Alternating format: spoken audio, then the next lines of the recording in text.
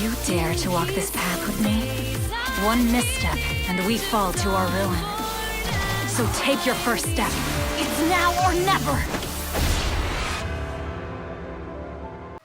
Let's start that whole thing over.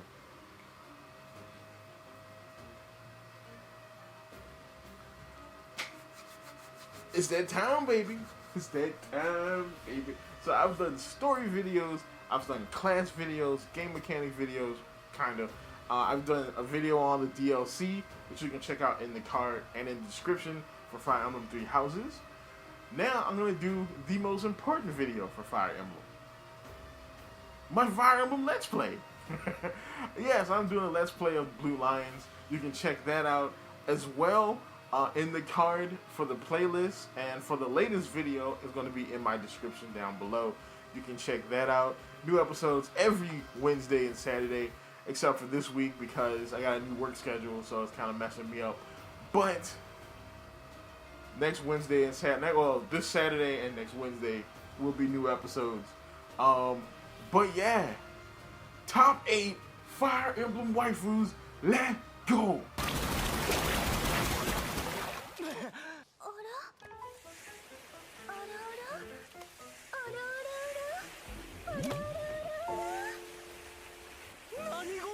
Starting off strong with Bernadetta. So, I like Bernadetta. I want to see where her story goes, because I haven't really read into the stories of these characters. I haven't even done supports with the characters yet, outside of the kind of ones that just kind of randomly pop up. I haven't done supports with many of these characters yet, so I don't know a whole bunch about them, other than the base knowledge of the character to where I am in the story. And I like Bernadetta. She's an interesting character, and she's kind of, I want to see her, I want to see if she comes out of her shell. Because you know Bernadetta's like kind of a shut-in, and I want to see if she comes out of her shell eventually. And I can't wait to do like a Black Eagles playthrough to see if that happens. Like if my manipulation in that, being her professor and like coaching her, gets her to come out of her shell. That would be kind of interesting. Even though usually Fire Emblem like quirks for characters kind of go on throughout, you know, that character's story, hopefully hers kind of blooms and changes. But not to mention, as a waifu though, being a shut-in, you know what that means, right? Fuck like rabbits.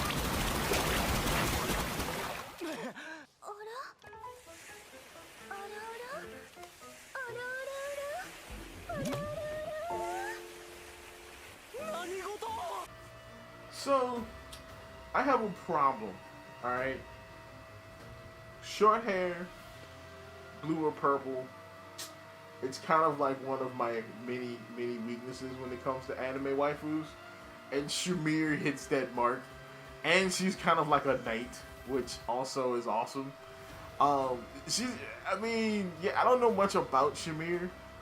She definitely seems to come across as very serious, which is interesting. You know, hopefully she doesn't die though. Let's just say that much. But Shamir is a top tier waifu.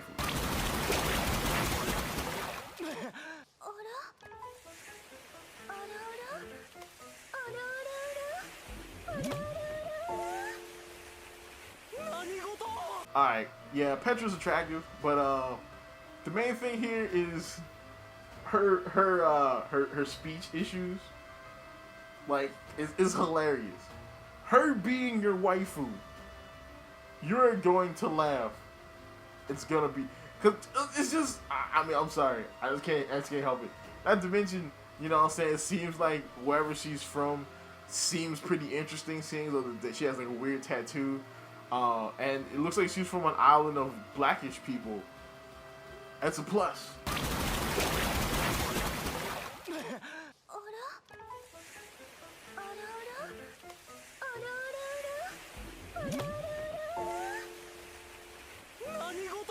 You know why Manuela's on this list. Because Manuela is the really definition of that teacher you're hot for. Because more than likely, she's hot for you too. Screw hot for teacher. Teacher is hot for you. Alright.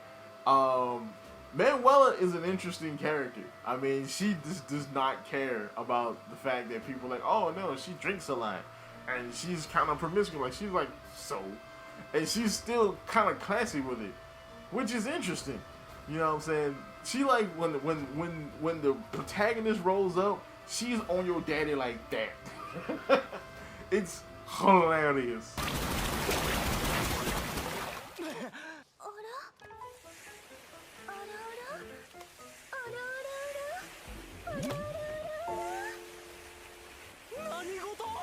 Dorothea. So of course you knew Songstress waifu was going to be on this game, on this list.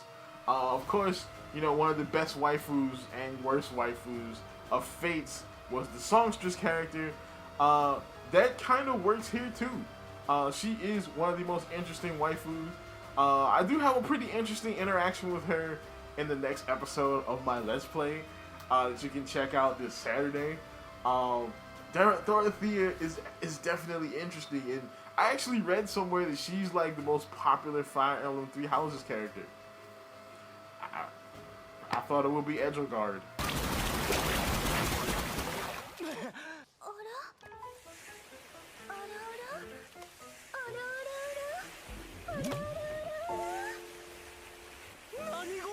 Oh, Anna.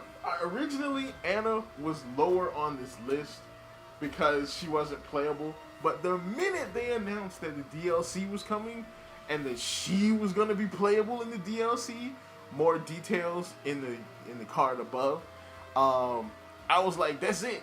You are top tier now, baby. You are back. Again, through time, space, and dimensions, intelligent systems brings my waifu back to me. So, of course, I'm playing as a chick in this game, so I don't think she's one of the same-sex options. But next go-round with Dude Byleth, guarantee you already got my waifu set up. I'm just saying.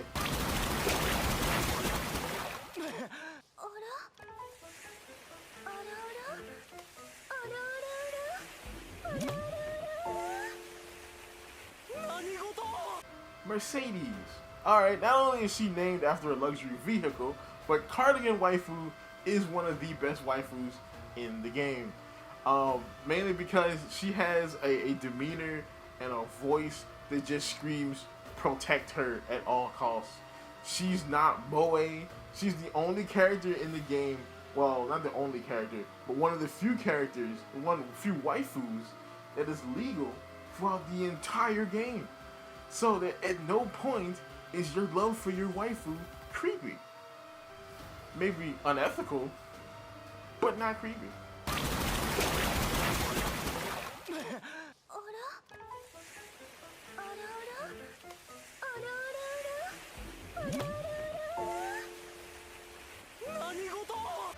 Number one is an unexpected one for me. So when I first wrote this list, this character was not here. But over time and playing the game and working with this character, outside of the story, because again, I don't know her full story, I have grown attached to this character, and that is Ingrid. Ingrid is an awesome character. She seems to be like your kind of typical, like, oh, she's best friend to the main Lord character, possible love interest. They grew up together. She's an honorable knight character. She has all those characteristics. But it wasn't just that why I picked her. She's not even the hottest Fire Emblem character in the game.